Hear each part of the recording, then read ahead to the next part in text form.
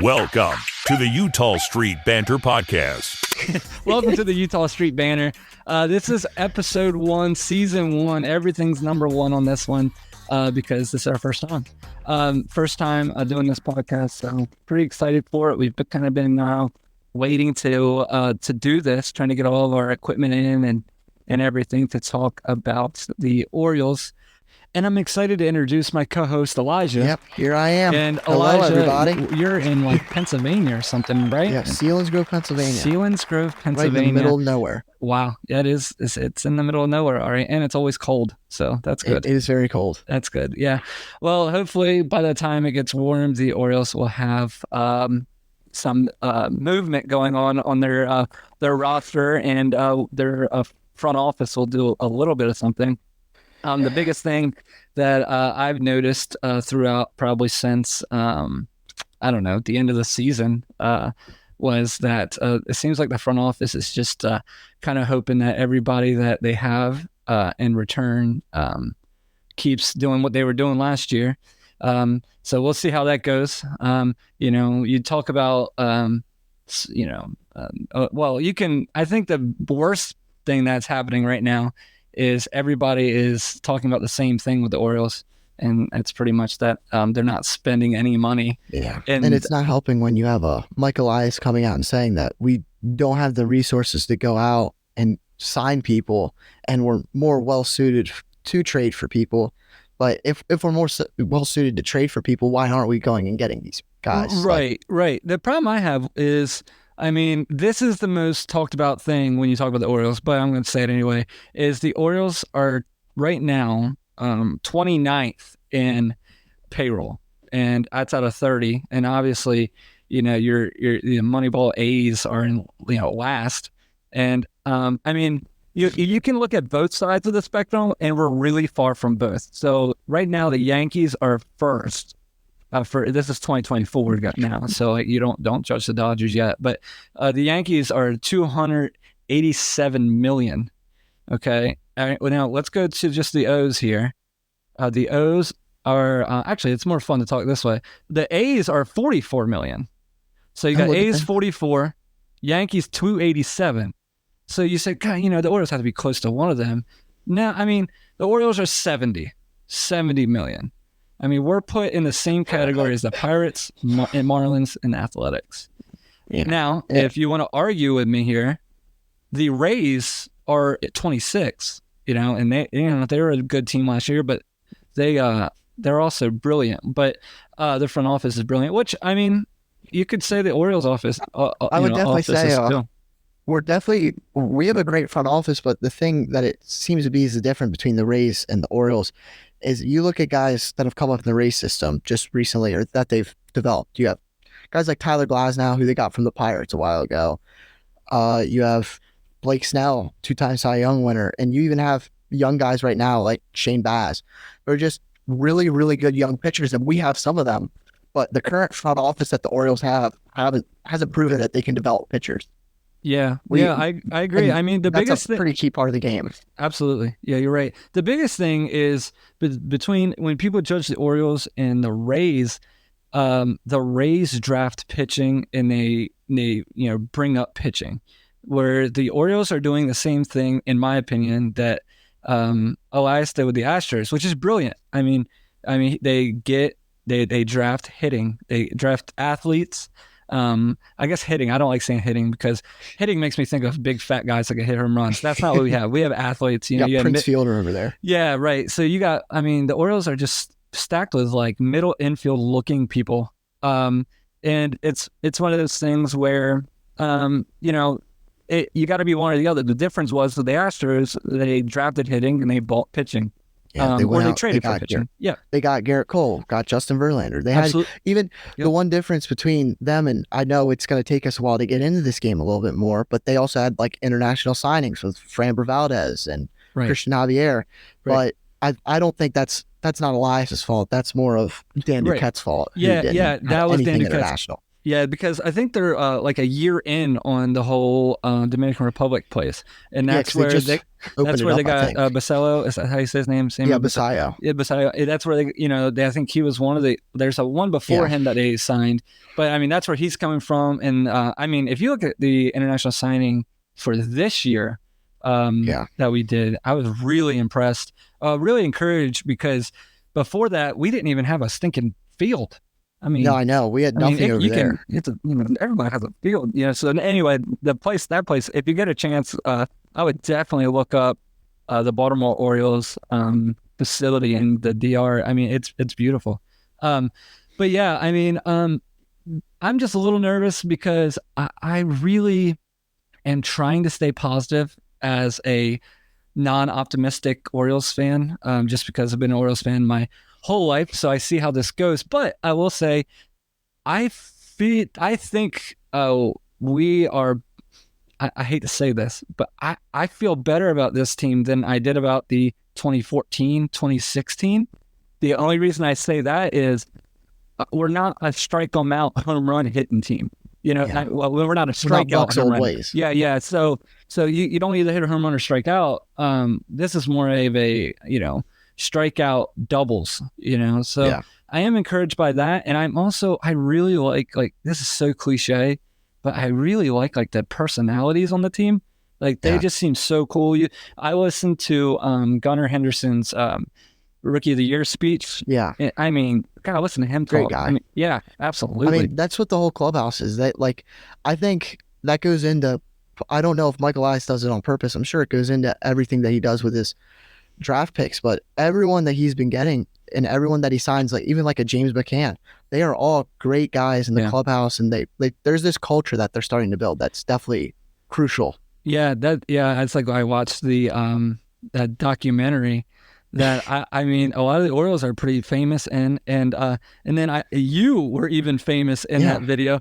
I was a little I'm a great Orioles figure. Yeah, I was a little peeved about that because all the other fans that they showed had like just a millisecond on the screen, and they stopped on you, like they were like, that was funny. They know who to show. But the problem was when I was told to watch it because you were in it, I was told that you were in it, so I watch it, and it's an hour and a half long.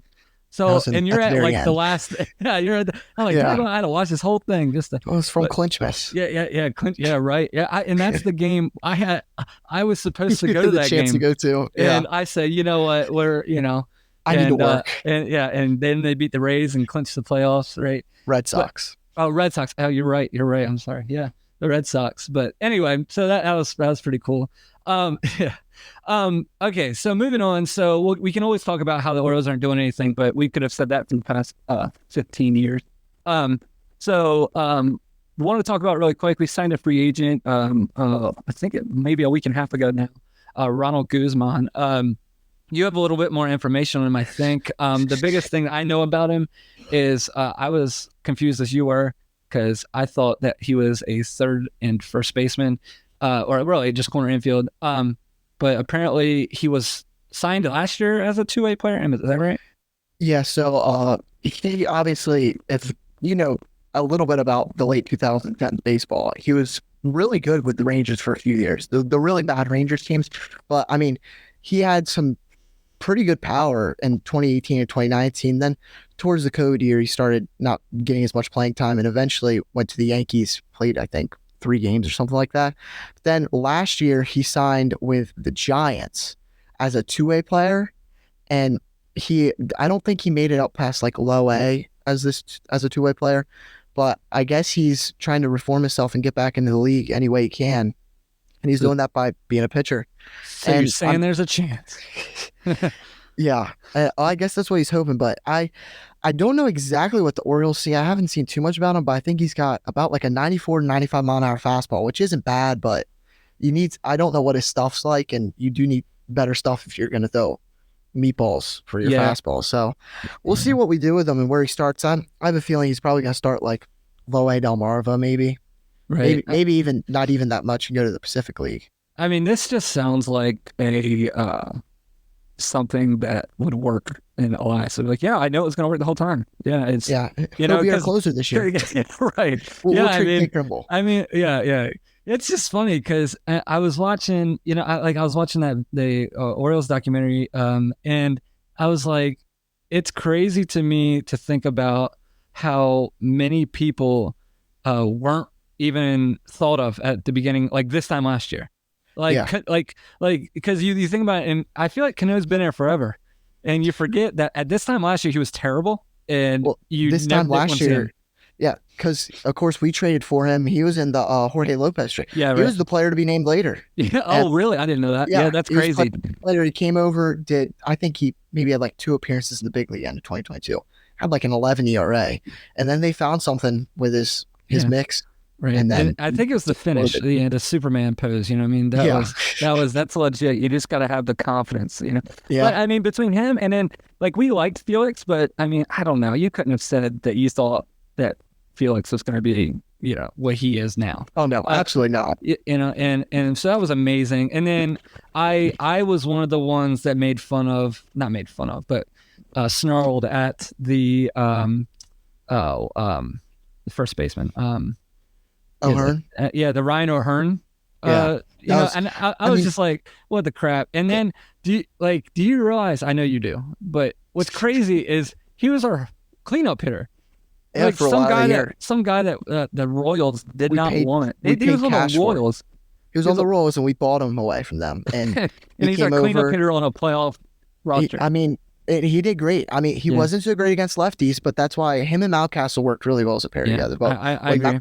When Mountie was out, he was crucial. I mean, he really did help us make it to the playoffs. Oh yeah, absolutely. I mean, what a cool story. I mean, you got that, and then there's just a lot of good things. But so I mean, obviously, I that's another part of my issue here when we're talking about this Orioles news section is I want to be so negative about us not doing anything, but we didn't do anything last year either. Yeah, and I trust.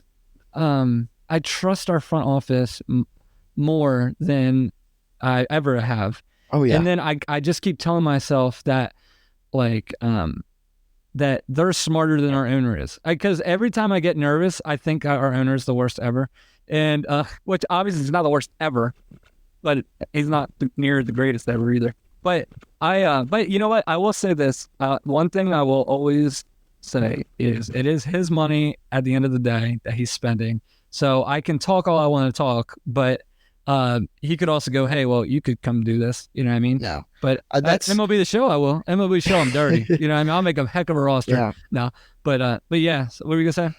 It's just the one guy that no one really talks about in our front office is obviously Mike Elias is a genius, but he also brought over with him from the Astros, Sig Mejdal.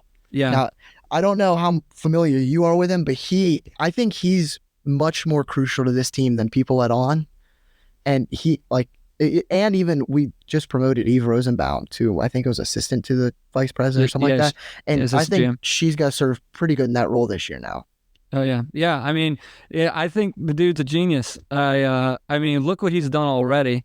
And there's talks that, Basello could be the next number one prospect in baseball. And can you imagine that would make it 4 years in a row? And I mean, and all those, Adley was, easy. I mean, that was a, easy pick there. But then, I mean, Gunnar was second round. Gunnar was in that same draft as Adley from high school. I know. So you think he's just been, he's just had the number one pick. Not true. I mean, every team had a chance to get Gunnar before we did. Yeah. And then Samuel, he was just signed. So, and if it's signed, every other team had a chance before us. Oh yeah. Then when you're talking about dollars, we don't give the most money. when you're talking dollars, we're definitely.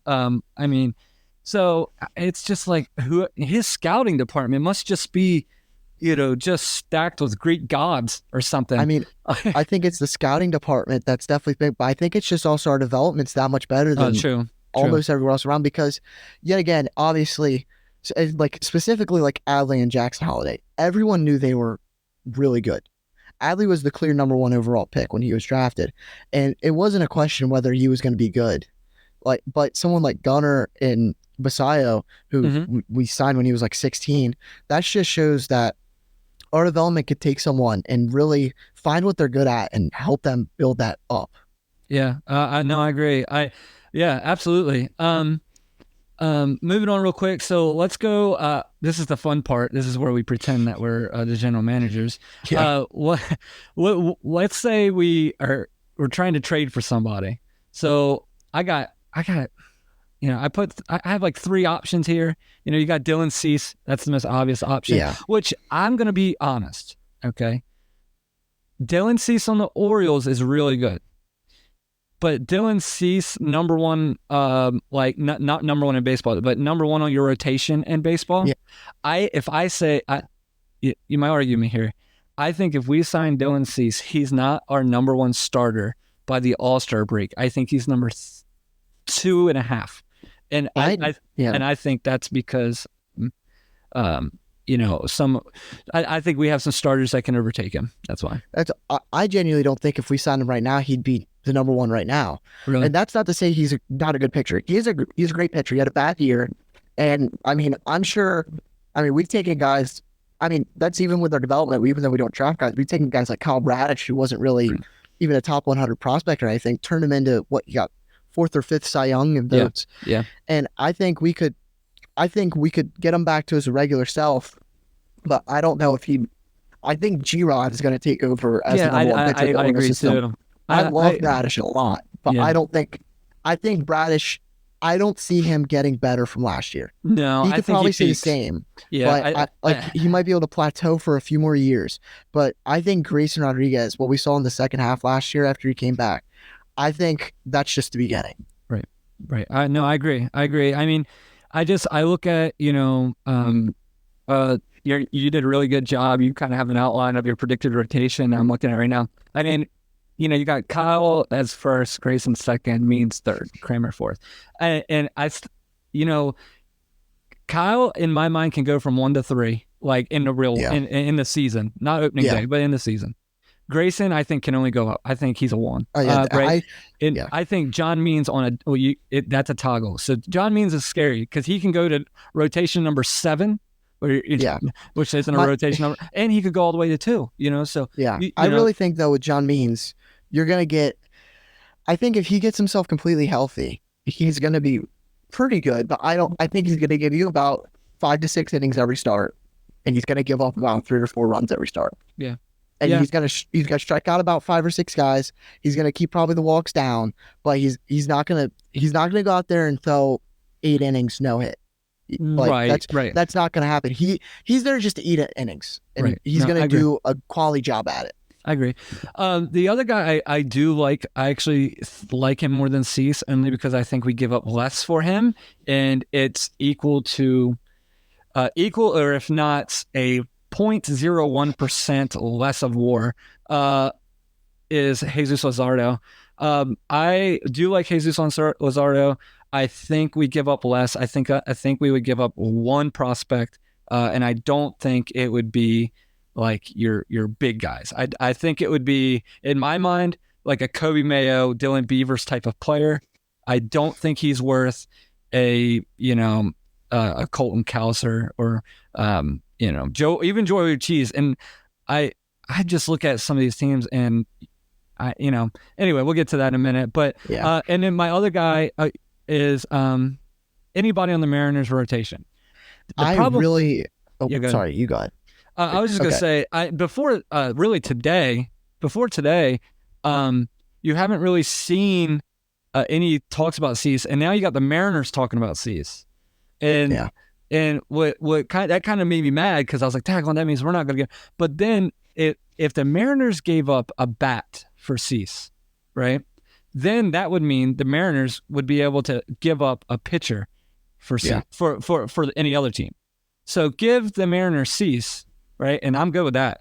And then let's take one of their young guys, one of their young studs, and maybe we can go like that, and maybe that would make it so it'd be easier for them to part. And this is all hearsay, but that would definitely be. I look at that, but if I'm a Mariners fan, I'm probably like an Orioles fan. Mariners fans have to be like, no, we're not giving them nobody, because we were like a game away from the playoffs last year. Why are we even trying to think about that? I mean, and that's like you have the Mariners, just like the Marlins with Jesus Luzardo. They're the complete opposite from us right now. We have an insane amount of position player prospects, and they both have an insane amount of young pitching. Right. And the one problem, I don't see the Mariners parting ways with any of their pitchers. Yeah. I really don't. Really? And that's just from what they've shown. And I think it's kind of like if Mike Elias was running it in a similar way, where I think their GM and owner values their prospects and their young pitching so much, even if they would say to try to part ways, you would never be able to bridge a deal. Right. Yeah. I mean, the other thing that here's what I think actually happens. In a perfect world, I'd love to get a number one starter. I don't think that happens. I think here's what happens. I think we get a number 5 starter. I think you're going to see us get somebody like that and kind of go that route. And it's one of those things where I'm not thrilled with that, but I get it, because if I am an Orioles fan, I want to see big splashes. But if you're Elias and you're like, okay, well, I'm bringing back my 101 win O's. I don't need 106 wins. I need 94 wins. You know what I mean? Yeah. So like you look and like he's like, we could actually lose a couple more games and be okay. But here's what I see. I see us getting this kind of came out a few days ago, which made me look like a genius if we would have done this podcast a few days earlier. But like Domingo Germán, I think he would be a guy that would start in AAA, show us what he can do, and we would sign him for pennies on the dollar. We just got to keep him off the bottle. You know what I mean? I don't even think that's the issue. I would riot if we signed Domingo Germán. I do not want him. He has more issues than just his alcohol problems. Back in I think it was 2021 or 2019, one of the 2 years, he had an 81 game suspension for domestic abuse. Right. I get you. On multiple accounts, beat his girlfriend. And right. I get it. I get it. And you saw what he did in the Yankees clubhouse at the end of last year, almost fought Aaron Boone and was completely out of it because he had drank too much. Yeah. I think that is someone that you were just talking about what our clubhouse is like and how all of our guys are really seem like great people. If you throw him in there, that's going to mess a lot up, I think. Another guy that I like that you'll probably hate also, but I like a Hyun-Jin Ryu. But I actually do like that. I like that. I think that, or like a Michael Redenson. Both guys who, but the reason I'm saying these guys is you want it so there's low risk. Like I don't want any of these guys that I'm like, oh, dude, man, we don't, we shouldn't have spent that much money. Yeah, like that's what. Go ahead. I'd rather have like a Ryu over a Lorenzen. Me too. Mm-hmm. I think Ryu's a more proven starter. Yeah. And he is going to slide into a 5, but he gives us a stability in the 5 spot because we don't have a stable 5 starter right now. Right. Obviously we want a 1 or a 2, but if all we get's a 5, that's better than sitting still and doing nothing. Right. And I would not like Lorenzen at all unless it's very clear that he's not coming in to be a starter. Right. Yeah. I just like his shoes. His cool. Yeah. Cool his shoes are nice. Yeah. But I mean, he just last season. Between it went pretty well last year when we took the Phillies. Yeah, well, you say that until you looking at just face value, you think he did. But last year with the Tigers and the Phillies, he pitched the most innings in his career. That's 151.2. And right now, if you look at what we need, we just lost Kyle Gibson almost 200 innings. Wow. So, and he kind of fell off like Tyler Wells did after he came to the Phillies, threw that no hitter. They stuck him in the bullpen. Right. I mean, he did not a terrible ERA, but he had a 5.51 ERA. Also taking into consideration, he did throw a 9-inning no hitter. Yeah. But I mean, for the playoffs, he was in the bullpen, and I don't see why we need someone else who can't finish the season on the mound starting. Yeah. Like so Tyler basically, Wells. you don't like anybody that threw a no hitter last year. You don't want Domingo Germán. You don't want Michael Lorenzen. Who else threw a no hitter? I'm sure there's other people. I don't know. I don't know if Garrett Cole did, but apparently Elijah doesn't want him. No, I'm kidding. I also really would like to see. I don't have a ton of names here because I'm not a front office guy that can pull relief pitchers out of the hat. like Elias can. But I like Jacob Junis. I think he would be your highest relief pitcher taken. I think Jacob Junis could also. I know he was with the Giants for a while in his career, right? And I really think the Giants are the perfect place to go if you're that like a long reliever, borderline starter, right? And I really think he could fit in well to fill in with how our roster is constructed right now. He'd do pretty good at sliding in to fill in a spot maybe every 3 starts in the 5-hole to try to take some pressure off of, say, it's a Tyler Wells. Yeah. And the rest of the time slide in as a nice long reliever. I would like that signing. Yeah, I would too. The only problem I have with it is I don't see our front office spending much money on relief pitching. Not after Craig Kimbrell. Yeah, not after Craig Kimbrell, which I'm just not the biggest fan of the Craig Kimbrell trade. I would have loved to have Craig Kimbrell about 8 years ago. That would have been dirty. That would have been amazing. But, I mean, we probably wouldn't use them very much because, there wasn't, or we had Zach Britton. Yeah, dude, yeah. One guy we didn't talk about, which because I think he is totally not even close to in our ballpark, is Blake Snell. I read here that the Yankees offered him 6 years for $150 million. And he turned it down. And then the Yankees went out and signed another pitcher. And then I also saw that the Giants did the same thing right before they signed. But it's just funny how like that's 2 huge markets, and I'm like, boy, if you turn their heads away from you. But he's asking. Apparently, he's asking. This is just reported.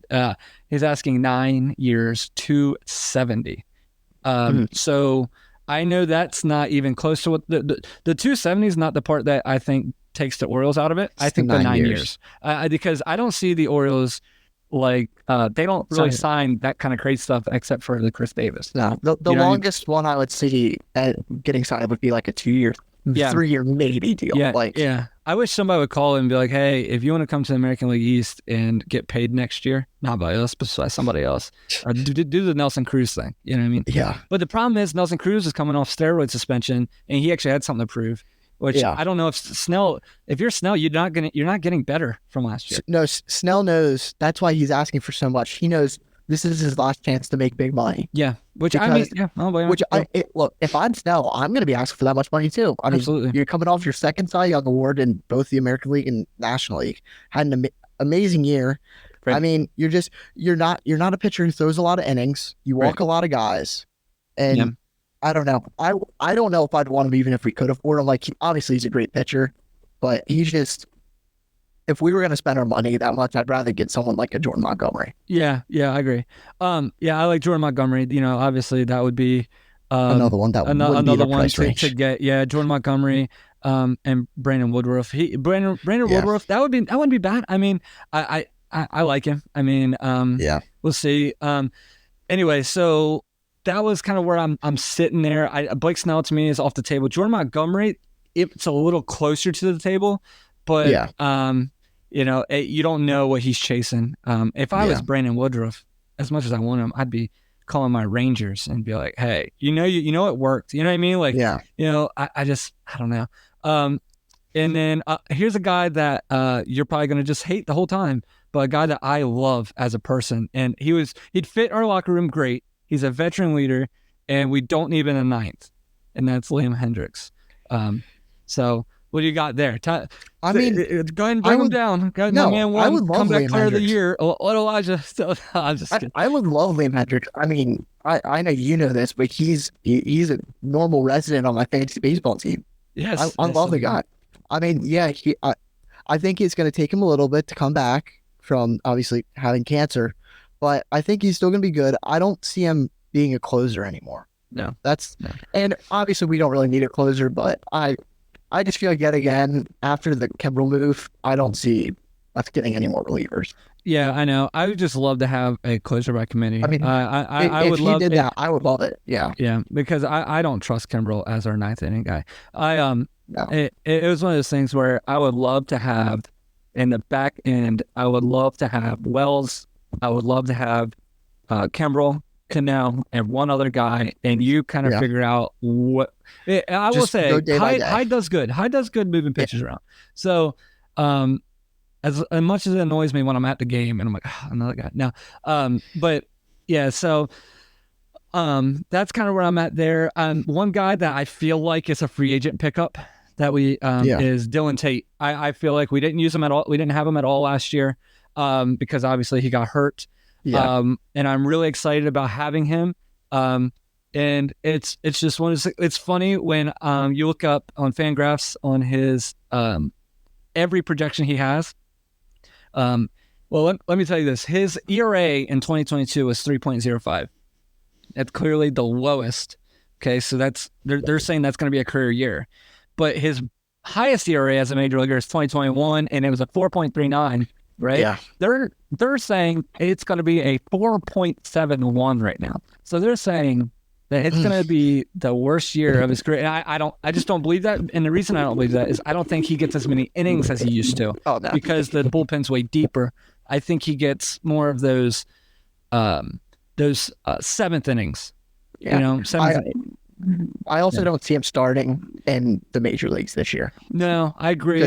He's not. I mean, he hasn't pitched, I don't think, in professional baseball, and he ended the season on the injured list. So I don't know. Yeah, it'll be interesting to see where he comes out of spring training at. But that's definitely a guy that when you look at all of our pickups other than Kimbrel, I mean, you look at Ronald Guzman. I think Dylan Tate goes to the second most intriguing name of what we can see. That would be one that to me would be, when I watched the 2024 Orioles documentary and they're like, and Dylan Tate really just, what I mean? It's just, I can see that happening. I can also see us forgetting about him, which kind of sucks because he was a good relief pitcher for the Orioles. Yeah. So we've been talking about trades. So let's look at a few guys on if we think we should trade them or not. All right. So all I want you to say is yes or no. All right. Nothing else. I mean, just a tidbit. All okay. Right. We got Samuel Basello. What you got? I think it's a no unless it's like an insane, like not even for a Dylan Cease. Like it'd have to be someone who's not on the market right now. Yeah, I agree. I think the only thing that makes me wonder about him is is this the highest he's going to be? You know what I mean? So like, I hope not. I hope not for him. I hope he's a stud. But like you I think it's just the way when you climb through the minors, when you go from not even being in the minor leagues to Double-A in a year, that's pretty impressive. Which is why he was ranked so high in all the prospect rankings. Right. I really think he has potential, and I don't think he has potential as a catcher. Oh yeah, I think he's going to serve one. I don't see him playing at all in the majors this year, but I think he could get up in 2025 and serve as the backup catcher, DH first baseman. Right. Yeah. I mean, have give Adley a break. Joey Ortiz. Yes, 100%. Yeah, I agree. I don't think he should still be in the organization after this year. Michael Elias like right now. I don't think he should be. Yeah, so you say all-star break, he's gone. I mean, if it was my choice, I'd have him gone before the start of the year. And it's nothing against Joey Ortiz. I love his game. It's pretty much been shown that out of all the prospects we have for the infield, Michael Elias must value him the least because he's been given the least amount of opportunities. He came up and didn't do great in the majors, but was given less playing time than all the other prospects. I really don't see a future with him in the Orioles, which is why I think he should be traded. I agree. And he's class act though. If you listen to any of his interviews. The videos from the caravan stuff was pretty cool of him. Yeah, good. He did good. Heston Kjerstad, what do you think about him? I think we should keep him, but if I don't see like a C steal being made without either him or Cowser, so it's just if the deal's right, you have to say you can't just make it a hard lock. No, right. I think here's my thing. I love Heston Kjerstad. Yeah. I think he's the one I'm wrong about. Like, so I love him, and he hits the ball hard as crap. Yeah. And I'm like, don't trade him. I think in 2030, I'll look back and go, boy, I was wrong about him. Like there's certain people that I fall in love with. Like, I mean, my favorite Oriole of all time, except for Cal Ripken, is BJ Surhoff. Like, you know what I mean? Like, it's one of those things where it's just, I mean, I don't know why. I love the way he hits. Yeah. He crushes the ball.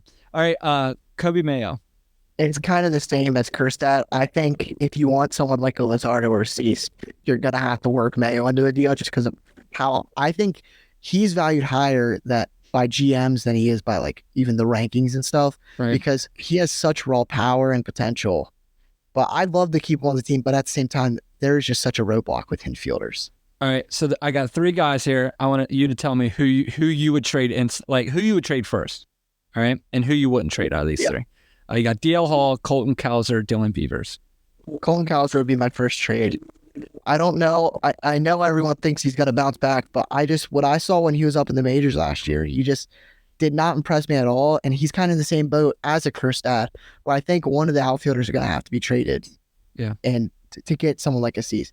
And I know DL Hall's been in a lot of trade talks, but we can't be trading away pitchers. I agree. I don't know why he's even in trade talks. Like don't trade a pitcher for a pitcher. So much. Yeah, I do too. As long as we don't try to do what we've been doing for the past like 3 years with him, is we either have to keep him reliever or fully commit to making him starter. Right. So he was an amazing reliever down the stretch last year. Yeah, absolutely. I don't think he should be a starter. I think I love his attitude when he's a relief pitcher. He's kind of that hard nosed kind of guy. Yeah. And one guy I think we keep forgetting about, I know I just said his name, but Dylan Beavers, I think if he has a good beginning of the year, he would be the guy at the All-Star break that people would want, because he just had a rough last year. He was one of our top prospects. So he just needs to show that he just had a rough 2023, and then everybody will jump right on the bandwagon. Real quick. Go ahead. I was going to say, real quick, are you good? So how do you feel if we don't get anybody, until the All-Star break? Yeah. Do you think we're okay, or do you what's your feeling there? So my feeling is I think we're okay if we don't get anything till the All-Star break, maybe. Because with who we have right now for pitching, like you look at Tyler Wells, I believe in him as a starter for the first half. And I believe that our rotation can get us through one half of the season. But it's after the All-Star break that if we don't have any pitchers, we will fall apart, like we did for about a month there this year. Right. And we're just kind of piecing it together. I don't want to. I agree. I don't want it to have to be. I don't want Bruce Zimmerman to start any games for the Orioles this year. But it's looking like it's going to have to happen. Yeah, but I mean, Rock Kabako keeps fun on. He feels great. You know what I mean? Bruce Zimmerman. I don't care how he feels. I feel you, man. I mean, like no, I'm sure they're great people, but I don't want Bruce Zimmerman or Keegan Aiken to touch Camden Yards. Yeah, I mean, unless one of our pitchers can't get out of the 3rd inning and you need a 3-inning relief pitcher. Yeah, you know what I mean. That's why I feel like we have Cole Irvin for. I know, but we got. I mean, gosh, I like Cole Irvin a lot. Yeah, I liked him when he was on the A's. I do. I mean, he was on the A's. I think he has really big potential. I hope you're right.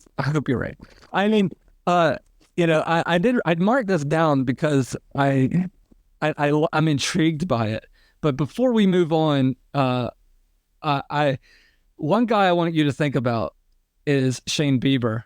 And if we could give up Dylan Beavers and a piece of something for Shane Bieber, would you do that? So I think the problem is I feel like what you've been doing is I feel like you undervalue anybody we're going to trade for, or you overvalue the prospects, because I feel like for Shane Bieber, how many years of control does he have? Do you know how many? I'm not sure. I think one, but don't hold me to that. Yeah, I don't know, man. I tried to Google it and Justin Bieber came up. Justin Bieber. How many years does Justin Bieber have? Because I tell you what, we could make money off that jersey. Yeah, sure. And then, so I just think, I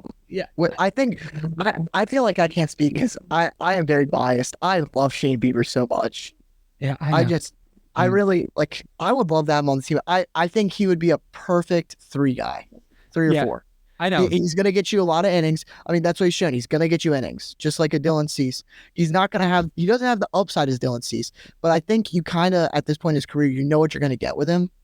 Yeah. And I feel like if you're going to go make a trade for a pitcher, throw in the extra 2 prospects to go get Cease for an extra year. Okay. So you're saying that if we're going after somebody like that, might as well go big. Oh, I saw that there was stuff about it that the Guardians were open to trading Clase too. If you could package Clase and Bieber together, I'd give up to Single A Del Mar. Take the Shorebirds. Take the whole team. Right. Yeah. I mean, that would be amazing. Yeah. So he only does have 1 year left. Bieber. Yeah, so it would be a 1 year deal. Then I think they would probably want like a Joey Ortiz and probably like a Dylan Beavers, which feels like a lot to give up. It does. Yeah, I we'll see. I mean, the one thing I will say, and I keep telling myself this, is our pitcher, like I keep feeling like saying like, hey, we got to see it to believe it. And our pitching staff's like, hey, we showed you, dude. Like, you know what I mean?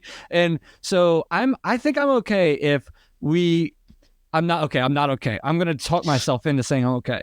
But say we get to the All-Star break or near the All-Star break, and that's when Elias sees the holes, and that's when he pulls the trigger. The one thing I want to say before we move on, that I get so annoyed when I hear it. Okay, this is the most annoying thing. All right. I hear other podcasters say this, and I mean, I get everybody can say whatever they want, but the whole saving money right now to sign your young guys is a load of crap. Okay, not gonna sign them.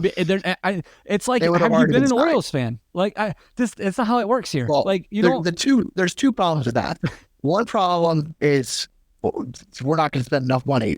If we were going to do that, we had to do what happened with Corbin Carroll last year, or you have to sign them before they get into Adley needed to already be signed now. I don't see us signing anybody this offseason. Hopefully next season we do. Right. But the other problem is Scott Boras is the agent for, I think, Gunnar and Jackson Holiday, and he doesn't like extensions. Right. I also think if I look at anybody that's on our team, any of our big guys, or we'll just say our top three, our top three number one prospects. Yeah. I think Adley's the one that gets re-signed. I just think that's, if I had to pick one, I could be totally wrong.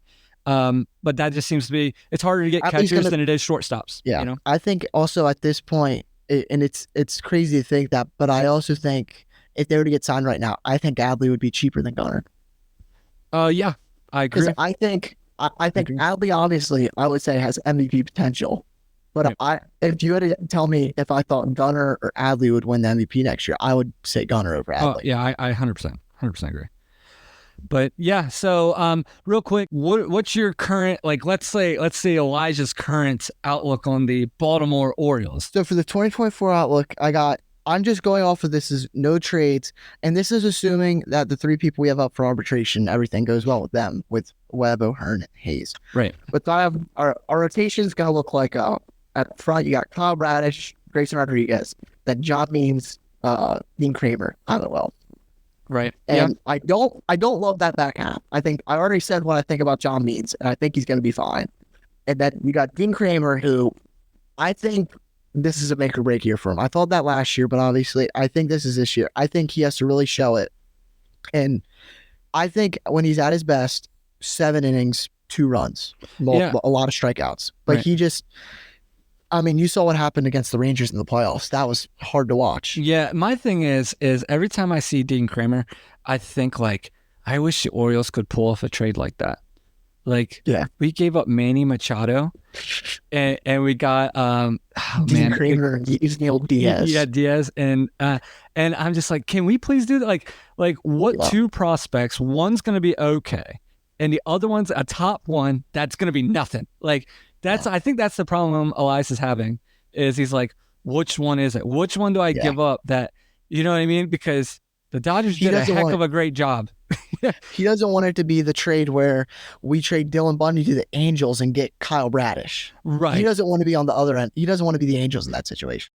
No, because my biggest problem with where our rotation sits right now is Tyler Wells. And I don't want Tyler Wells to be that 5th starter because of what happened to him last year. But it comes down to either him or Cole Irvin. And I'd much rather have Irvin in the bullpen at this point than Wells. Because so Wells last year and the year before combined for 32 1/3 innings. It's not great. No.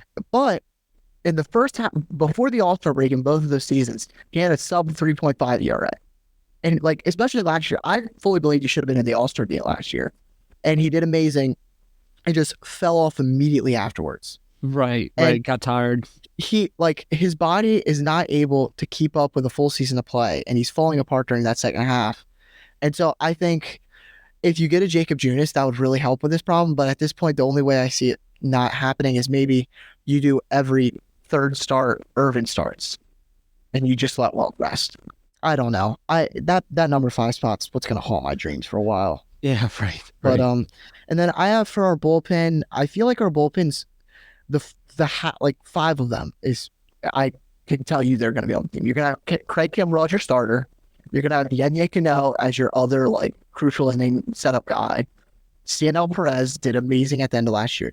Danny Coulombe was probably the most underrated player on the Orioles last year. I love him so much. He did amazing. Yeah, I feel like he can run through a brick wall. Yeah. I mean, could you guess his ERA last year? He had a 2.81 ERA in 51 in the third innings. Really? I would have said high threes. Exactly. Like he was a shutdown guy, and he was crucial when Stanel Perez wasn't doing great. He had that left-handed arm a little bit. Right. Then we also have DL Hall's going to be back there. Like I said earlier, I don't know what the Orioles' plan with him is. If they're going to try to make him a starter, I don't see why. You did so good in the bullpen last year. I think you got to keep him there. Right. Like, he's going to be on the roster no matter what. And then I think the other 3 spots fill out with Cole Irvin, Mike Baumann, and Jacob Webb. And I only say Jacob Webb and Mike Baumann because they're out of options. And if we were to DFA them, they're definitely going to get picked up. Right. And just like Danny Coulombe and Stanel Perez are also out of options. So that's why it's going to be a thing that if Mike Baumann struggles, he's going to be gone. Yeah, he's going to put on waivers. And then, so I just think, though, that spring training really is going to help decide those last spots because like you said earlier, you have Dylan Tate. And he was a crucial part in the 2022 bullpen, but missed all of last year with forearm and elbow injuries. But he's hitting nearly 100 miles an hour this offseason. It seems like he's healthy, but we also had that at points last year where we thought he was healthy and went right back on the 60-day IL. Yeah. So I don't think just because he's healthy, you can lock him into a bullpen spot. I really think he's going to start in AAA, but we'll see if he has a really, really good, spring training and one of the other guys like a Baumann or Webb struggle, or even if someone gets hurt, I definitely see him as the first guy up. But then we also have a couple other options for the bullpen that could fit in. Is you got Nick Vetsby, Keegan Aiken, Zimmerman, Brian Baker, Tucker Davidson, and Ryan Heasley. But Zimmerman, Aiken, and Vetsby all only have, and Baker have one option. And out of these guys, I see Zimmerman probably being up at some point. Right. And same with Vespy. Vespy always seems like he comes up, he throws like 15 innings, and he's just up and down constantly. So this will be an interesting year to see what the Orioles do with him. Baker, how do you feel about Brian Baker?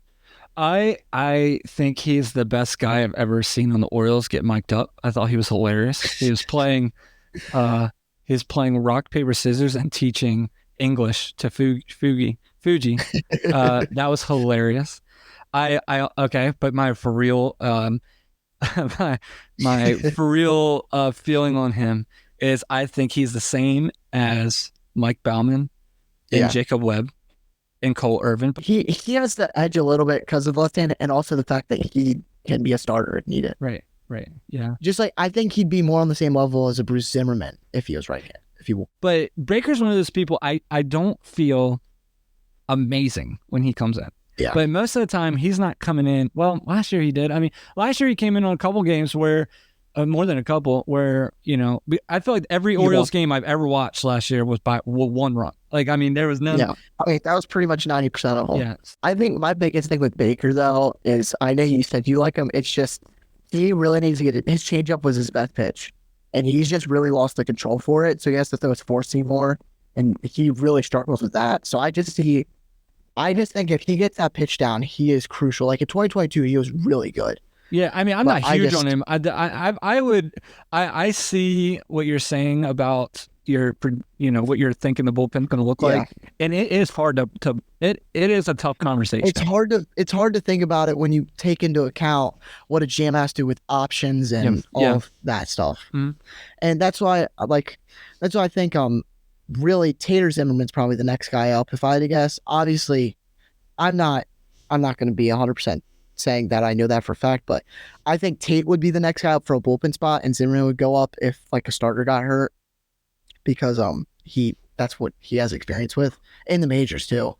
So I don't know. It's just we really need to sign some pitchers. That's what it comes down to. Right, absolutely. It's depressing to look at our major league bullpen and rotation. It's serviceable, But when you look at our depth, it is depressing. Well, let's get undepressed real quick. Okay, let's look at the lineup. Let's look at the people we know. The only reason we got tickets, our tickets weren't to see. Unless I will say unless Grayson or Kyle, right? But all right. So I want to see what you think, though. Would any names on my list surprise you? I feel like there's one that probably did surprise you here. And he's in the outfield. Sam Hilliard. Yeah, Hilliard. Yeah. Sorry. So I'll explain. I'll go through them and I'll start the infield and stuff and explain my reasoning. But I see there's obvious ones. James McCann, Adley Rutschman are going to be our two catchers. Mountcastle and O'Hearn, they're going to be in the infield. I see Henderson as another lock, obviously. And the one thing I don't think that I think a lot of people do believe is I don't see Holiday making the roster. No. Out of spring training. I think they're going to give him a couple more at-bats in AAA, but I think he should be early May on the team. I agree with that. I mean, if you've watched the Orioles enough, I think every Orioles fan should know that he's not going to be there on opening day. Yeah. And so then that leads us to, who fills up the rest of the infield? I think Jordan Westbrook deserves a spot. He fell part of the playoffs, but he did pretty good, serviceable in the regular season. He's just got to get more time. And then that leaves us with the two other players that I don't want to have them on the team, but you have to, and Ramon Urias and Jorge Mateo. Yeah. And now the thing that you see here that I have is I have Urias or whatever his name is. Yeah, utility. He can play everywhere in the infield.